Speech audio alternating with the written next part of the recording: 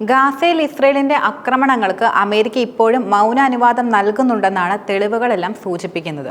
ഗാസയിൽ ഉടനടി നിരുപാധികവും അതുപോലെ സ്ഥിരവുമായ വെടിനിർത്തൽ പ്രഖ്യാപിക്കണമെന്നും പൂർണ്ണ മാനുഷിക സഹായം തേടണമെന്നും ആവശ്യപ്പെട്ടുള്ള UN സുരക്ഷാ കൗൺസിലിന്റെ പ്രമേയം അമേരിക്ക വീറ്റോ ചെയ്തിരിക്കുകയാണിപ്പോൾ.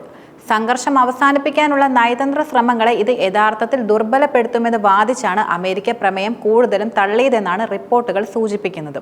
അതേസമയം തന്നെ കൗൺസിലിലെ മറ്റ് 14 രാജ്യങ്ങളും പ്രമേയത്തെ അനുകൂലിച്ചുകൊണ്ട് വോട്ടും ചെയ്യുകയുണ്ടായി. ഹമാസിനെ ധൈര്യപ്പെടുത്തുന്ന ഒരു വെടിനിർത്തൽ കൈവരിക്കാനുള്ള നയതന്ത്ര ശ്രമങ്ങളെ ഈ പ്രമേയം ദുർബലപ്പെടുത്തുന്നുവെന്നാണ് അമേരിക്ക ഉയർത്തുന്ന പ്രധാന വാദം. ഗാസയിലെ സ്ഥിതിഗതികളെ ദുരന്തമെന്ന് വിശേഷിപ്പിക്കുന്നതാണ് ഈ പ്രമേയവും. മാത്രമല്ല, ഗാസയിലേക്കുള്ള സഹായം അനുവദിക്കുന്നതിനായുള്ള എല്ലാ നിയന്ത്രണങ്ങളും ഉടനടി പിൻവലിക്കണമെന്ന് ആവശ്യപ്പെടുകയും ചെയ്തിട്ടുണ്ട്. വെടിനിർത്തൽ കരാറിനുള്ള ഹമാസിന്റെ ആവശ്യത്തെ അമേരിക്ക ശക്തമായി തന്നെയാണ് വിമർശിക്കുന്നത്. കൂടാതെ ഇസ്രയേലിനെ സംരക്ഷിക്കുന്നതിനായി സുരക്ഷാ കൗൺസിലിന്റെ വെടിനിർത്തൽ പ്രമേയം അമേരിക്ക ഇത് 5ാം പ്രാവശ്യമാണ് കൂടുതലും തടയുന്നതും.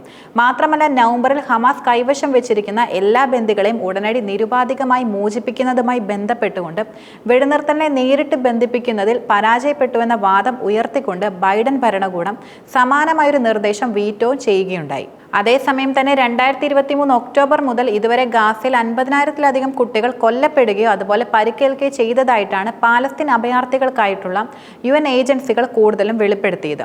ഈ സാഹചര്യത്തിൽ ശരിക്കും ഒരാളും സുരക്ഷിതരല്ല, മാത്രമല്ല ആരെയും ഒഴിവാക്കില്ല എന്നും ഏജൻസി മുന്നറിയിപ്പ് നൽകുകയുണ്ടായി. യൂണിസെഫിന്റെ കണക്കനുസരിച്ച് നോക്കുകയാണെങ്കിൽ വെറും 20 മാസത്തിനുള്ളിൽ 50,000 ആൺകുട്ടികളും പെൺകുട്ടികളും കൊല്ലപ്പെടുകയോ പരിക്കേൽക്കുകയോ ചെയ്തിട്ടുണ്ടെന്നാണ് റിപ്പോർട്ടുകളെല്ലാം തന്നെ വെളിപ്പെടുത്തുന്നത്. ഗാസ മുനമ്പിൽ കുട്ടികൾ, മെഡിക്കൽ പ്രവർത്തകർ, പ്രഥമ ശുശ്രൂഷകർ, അതുപോലെ പത്രപ്രവർത്തകർ എന്നിവരുൾപ്പെടെയുള്ള സാധാരണക്കാർ കൊല്ലപ്പെടുകയും പരിക്കേൽക്കുകയും ചെയ്യുന്നത് ഇപ്പോഴും തുടരുന്ന സാഹചര്യമാണുള്ളത്. ഗാസയിൽ ഇപ്പോൾ ശരിക്കും ആരും തന്നെ സുരക്ഷിതരല്ല, മാത്രമല്ല ആരെയും ഒഴിവാക്കുകയുമില്ല. ഈ സ്ഥലവും സുരക്ഷിതമല്ല എന്നും അവർ കൂട്ടിച്ചേർക്കുന്നുണ്ട്. 2023 ഒക്ടോബർ മുതൽ 50,000-ത്തിലധികം കുട്ടികൾ, അതുപോലെ ഓരോ 20 മിനിറ്റിലും ഒരു കുട്ടി എന്ന നിലയിൽ കൊല്ലപ്പെടുകയോ അതുപോലെ പരിക്കേൽക്കുകയോ ചെയ്തിട്ടുണ്ടെന്നാണ് UN ചിൽഡ്രൻ ഫണ്ട് കഴിഞ്ഞ ആഴ്ച പ്രഖ്യാപനം കൂടുതലും നടത്തിയിരുന്നത്. മാർച്ച് 18-ന് വെടിനിർത്തൽ അവസാനിച്ചതിനെ തുടർന്നുകൊണ്ട് 1309 കുട്ടികൾ കൊല്ലപ്പെടുകയും അതുപോലെ 3738 പേർക്ക് പരുക്കുമേൽക്കുകയുണ്ടായി. 2023 ഒക്ടോബർ മുതൽ മൊത്തത്തിൽ 50,000-ത്തിലധികം കുട്ടികൾ കൊല്ലപ്പെടുകയോ അതുപോലെ പരിക്കേൽക്കുകയോ ചെയ്തിട്ടുണ്ടെന്നാണ് റിപ്പോർട്ടുകളെല്ലാം തന്നെ സൂചിപ്പിക്കുന്നത്. ഈ കാര്യം മിഡിൽ ഈസ്റ്റിലെയും വടക്കേ ആഫ്രിക്കയുടെയും UNICEF regional director Edward Beigbeder വെളിപ്പെടുത്തുകയും ചെയ്തിരുന്നു. ഇനി എത്ര പെൺകുട്ടികളും ആൺകുട്ടികളും മരിക്കേണ്ടി വരുമെന്ന ചോദ്യം ബാക്കിയായി ഇപ്പോൾ അവശേഷിക്കുകയാണ്. കൂടാതെ ഗാസയിലെ കുട്ടികൾ ഇപ്പോൾ സങ്കല്പിക്കാനാവാത്ത ഭീകരതയുടെ വേദനാജനകമായ സമയങ്ങളിലൂടെയാണ് കൂടുതലും കടന്നുപോയിക്കൊണ്ടിരിക്കുന്നത്. കുട്ടികൾക്കെതിരായ ഗുരുതരമായ നിയമലംഘനങ്ങൾ, സഹായ ഉപരോധം, പട്ടിണി, നിരന്തരമായ നിർബന്ധിത കുടിയിറക്കം, അതുപോലെ ആശുപത്രി, ജലസംവിധാനങ്ങൾ, സ്കൂളുകൾ, വീടുകൾ എന്നിവയുടെ നാശം ഓരോ ദിവസം വർദ്ധിക്കുകയും ചെയ്യുന്നുണ്ട്. ചുരുക്കത്തിൽ പറയുകയാണെങ്കിൽ ഗാസ മുനമ്പിലെ ജീവിതം തന്നെ നശിച്ചു പോയിരിക്കുന്നുവെന്നാണ് അദ്ദേഹം തുറന്നു പറയുന്നത്. ഗാസയിൽ ആരംഭിച്ച സഹായ വിതരണം ഒരു മരണക്കെണിയായി മാറിയിരിക്കുന്നുവെന്ന് സംഘടനയുടെ കമ്മീഷണർ ജനറൽ ഫിലിപ്പ് ലാസറാനി വെളിപ്പെടുത്തുകയും ചെയ്തു.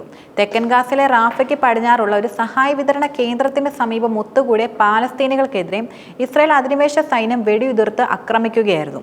ഇതിനെ തുടർന്നുകൊണ്ട് നിരവധി പേരാണ് കൊല്ലപ്പെട്ടത്. മാത്രമല്ല, നിരവധി പേർക്ക് പരുക്കുമേൽക്കുകയുണ്ടായി.